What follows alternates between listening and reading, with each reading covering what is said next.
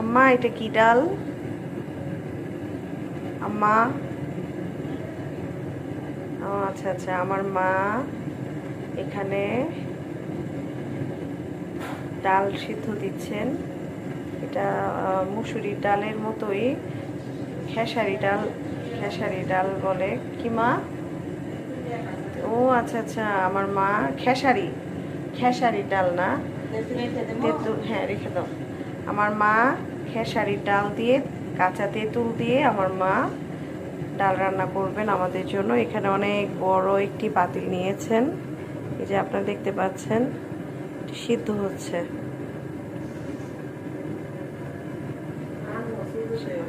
ও আচ্ছা, এখন এখন সিদ্ধ সিদ্ধ করছে, এখন পরে রান্না করবে। ছোট পাতিলেই পরে নিয়ে নিবে এটা বেশি করে। যখন আপনারা বেশি ডাল রান্না করবেন তখন একটা বড় পাতিলে সিদ্ধ করবেন, তখন দেখবেন কি ডালটা ভালো সিদ্ধ হলে কিন্তু রান্নাটা মজা হয়। চুলাটাও এই যে এখানে বানানো হয়েছে। তো সবাই ভালো থাকবেন, সুস্থ থাকবেন, সুন্দর থাকবেন। আল্লাহ হাফেজ।